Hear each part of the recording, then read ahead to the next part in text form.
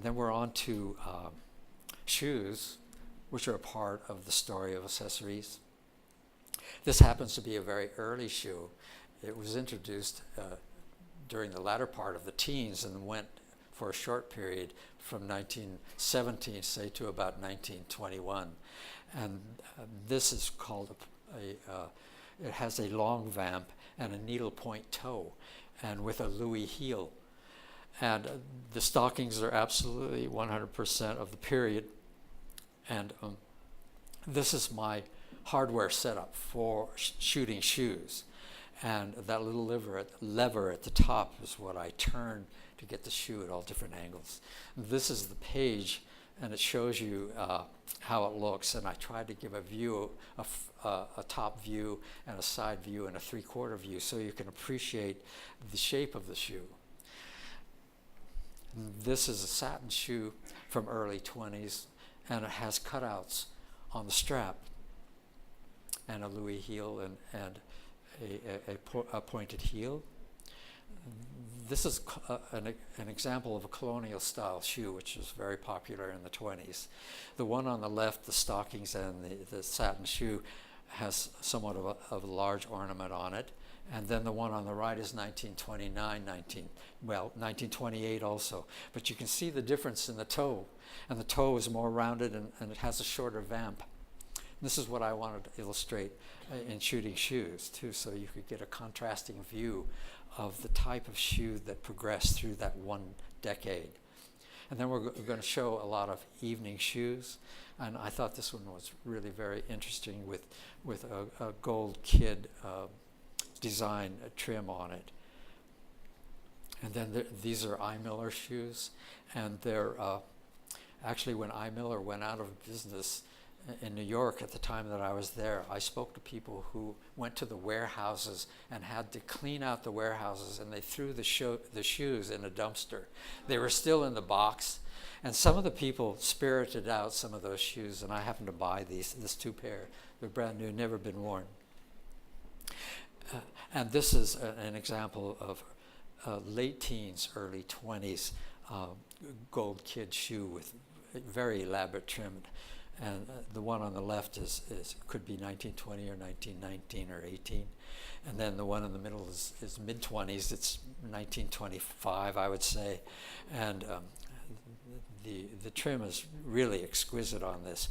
And it has little tiny sequins in the blossoms, little iridescent sequins that are really beautiful. And the workmanship that went into this is just absolutely amazing when you look at this shoe. This is an example of, again, the toes started being a little more pointed at close to 1930.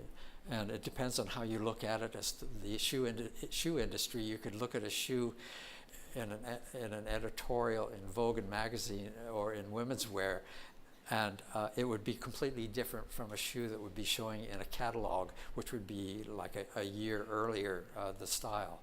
So this is a very late 1920s shoe in early 30s with gold and silver trim, and it shows you the elaborateness of the heel, all a rhinestone heel.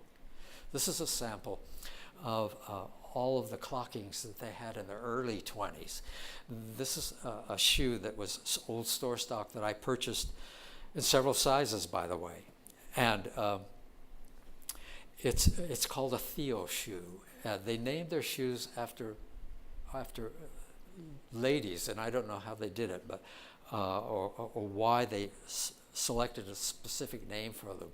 But this illustrates the clocking and on wool hose, as well as on silk hose.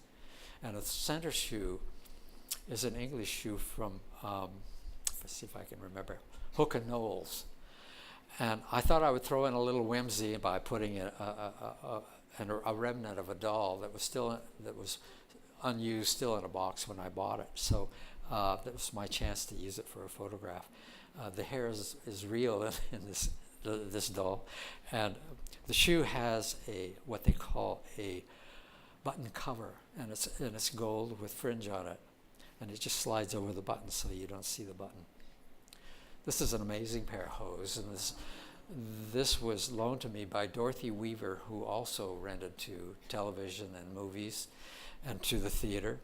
And she said to me, Neal, listen, I can't rent these out, they're too fragile. And indeed they were, because when I pulled them over the fiberglass leg, the net popped out of the opening in the hose, so I had to get busy with a needle and thread and slowly put it back in. And to get this, it doesn't come easy, trust me.